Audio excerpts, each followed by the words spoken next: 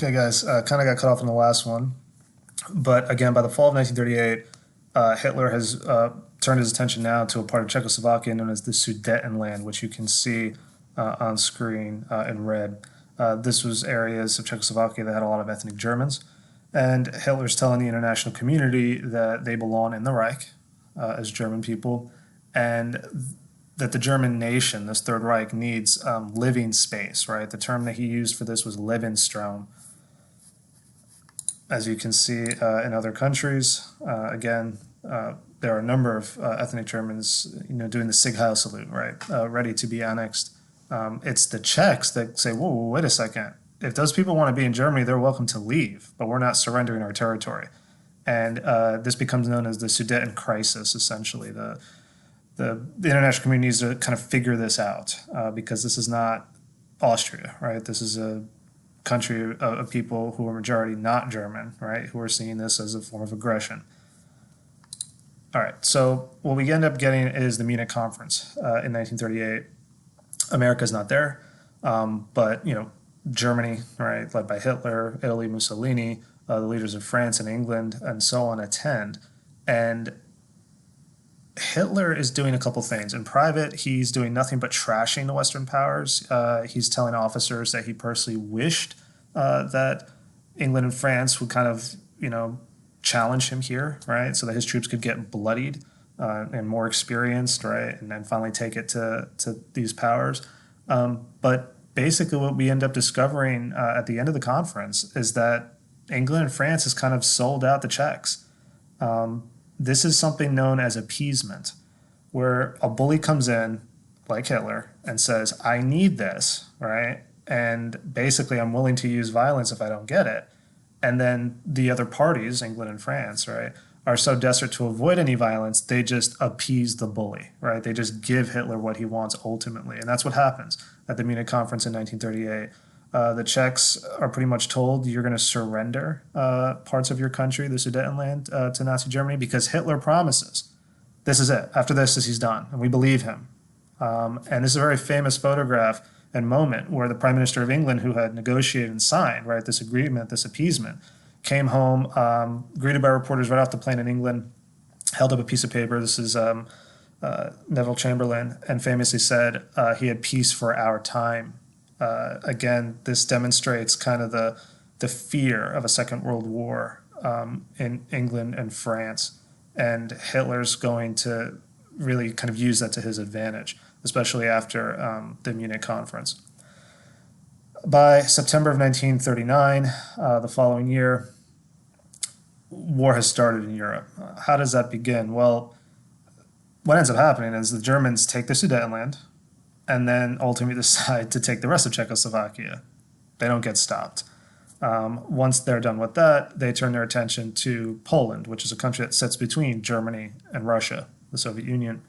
And the Nazis and the Soviets shocked the world when they announced in August of 1939 that they've signed a non-aggression pact, that they're not going to fight each other.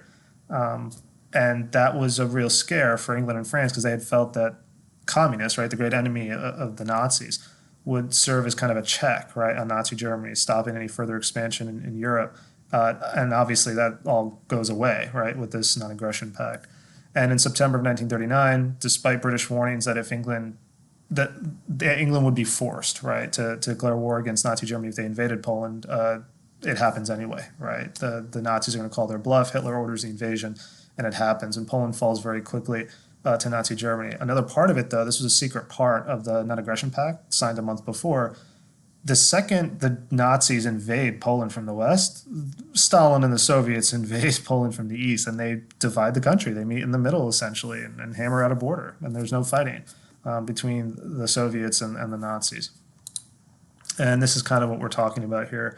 On this map, again, you can see the Third Reich.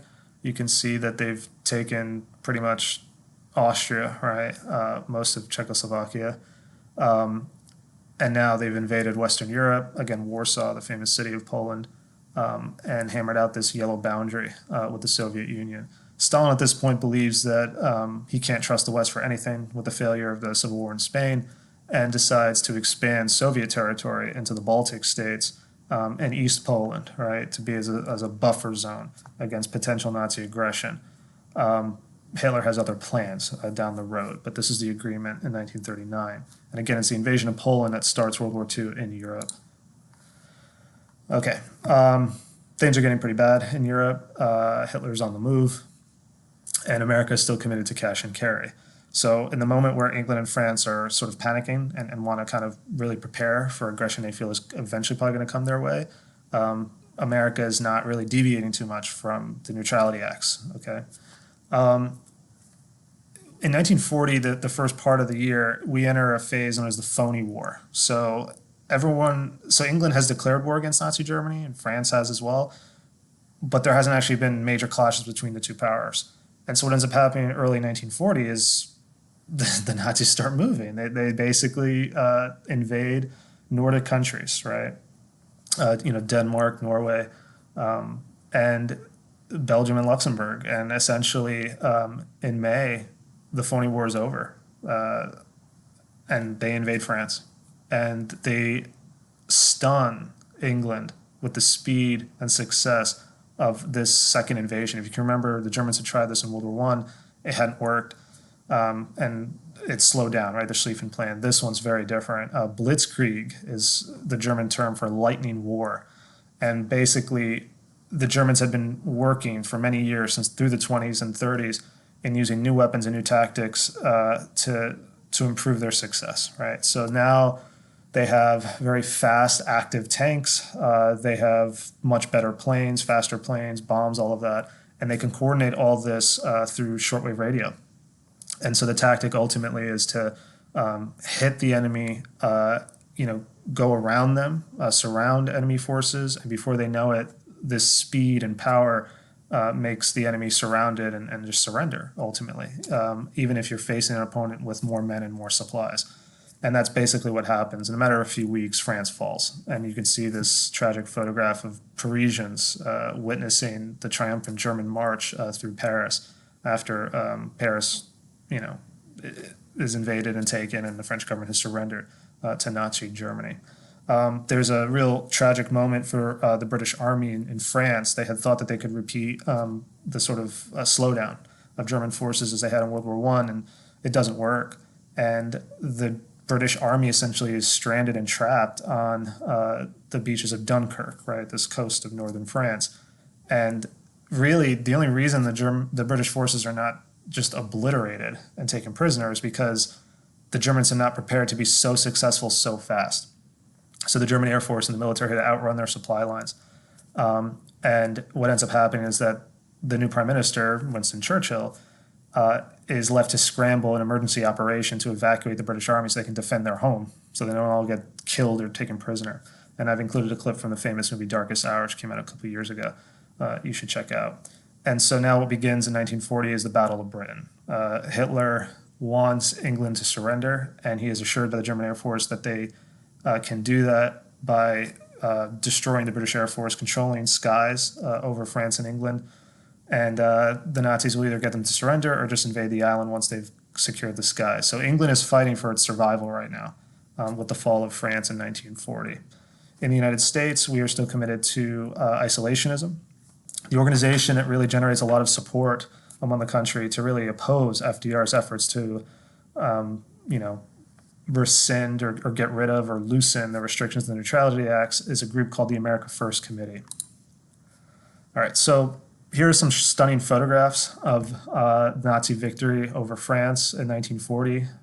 Here you can see German soldiers on the left marching through the Arc de Triomphe, which was built during the age of Napoleon. It's a huge symbol of French pride and nationalism, and kind of a worst case scenario. And here is Hitler taking a victory lap through France and posing in front of the Eiffel Tower in Paris, again, a symbol of Nazi victory. And this is what it looks like, guys, at the basically end of 1940. This is Nazi Germany with borders all the way to the Atlantic in France. They have countries in Scandinavia, and they're as far east as central Poland. They have signed an agreement with the Axis powers known as Italy and Japan in the Pacific.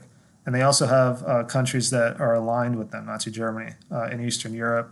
Vichy France, this is independent France, but it's not really independent. They collaborate with the Nazis. And so, again, by this point, by 1940, it's believed that Nazi Germany controls Europe, and England is truly alone, getting attacked from the skies, right? Struggling to maintain control of their island home. The most famous spokesman and leader of the America First Committee, again, this group committed to remaining out of any war in Europe, is the famous pilot that we talked about before, Charles Lindbergh. Lindbergh, very famous, very well liked, but this is a clear example of a speech he gave in Iowa in 1941 that demonstrates clear anti-Semitism, the belief that Jewish Americans are trying to manipulate the government and the country into a war that we shouldn't fight. Remember, too, that Lindbergh, prior to 1941, had visited Nazi Germany in the 30s and been awarded a Nazi medal for his aviation achievements. So some would go as far as say he's a Nazi sympathizer, clearly an anti-Semite. And keep in mind, it's not just those sorts of individuals that joined the group. There's some famous people part of it as well. This right here would be a future American president, Gerald Ford. This is him having served in the Navy, right? So after Pearl Harbor, the America First Committee sort of disintegrates. And Americans go from saying, okay, we're neutral, we're isolated, to now, okay, we've been attacked, we're in the war, and everyone needs to do their part. So some very famous people who were once part of the group leave the group, right? And it disintegrates again during World War II for the United States. So this is Gerald Ford, president after Nixon. This is him having left college football to serve in the U.S. Navy during World War II. And this is another future American president, John F. Kennedy, who, again, in college was part of the America First Committee after Pearl Harbor, enlisted in the Navy himself. This was one of the leading voices of criticism against the America First Committee, right, against isolationism. And I think most of you can figure out who the artist is, and it even says at the very bottom. This is Dr. Seuss. He was an interventionist. And here he's clearly implying that the America First Committee is tied to the Nazis, right? We had Nazi sympathizers here in the United States. In fact, they actually hosted a pro-Nazi rally in Madison Square Garden where like 20,000 people, I think, showed up with, big portraits of George Washington and big portraits of Hitler and swastikas, and that, fascism would be great here in the United States. So this wasn't totally out of the realm of, possibility, at least for some groups in the United States, that there were people who actually supported what the Nazis were doing. This one's more kind of a political criticism of isolationism, that America is ignoring the growing threat, that by 1941, the Nazis have taken out so many countries that it's only a matter of time until they come for us. And England, again, being the one that's sort of the last one standing, right, asking for our help. All right, so the third term. In 1940, the big question is, will FDR run for a third term? The big controversy, as I'm sure you guys can understand, is that has never happened before. All right, since Washington, we had the two-term limit tradition, you leave, and it was such a controversial thing to break that FDR really waited to the last minute, didn't really tell anyone, and then pretty much threw out there that if you'll have me as your nominee, the Democratic Party, I'll take it in 1940. And the party decides to do it. They break that tradition. They go with FDR. He runs against a Republican, Wendell Willkie. Willkie believes, again, in not extreme intervention, but supplying England, mobilizing, right, getting our own house in order, building up our own army and our defenses. And he really is upset because FDR in Boston promises that crowd that no matter what, American boys won't die in a foreign war. And Willkie knows that this is just an outright lie, that FDR is an interventionist, and the military buildup that's starting under FDR, he believes is really going to end up fighting foreign wars, that FDR knows what he's doing and he's lying to the American people. The lies work, ultimately, that in 1940, the American people easily reelect FDR to a third term. The belief he led us through the Depression, he'll lead us through the crisis of this looming war.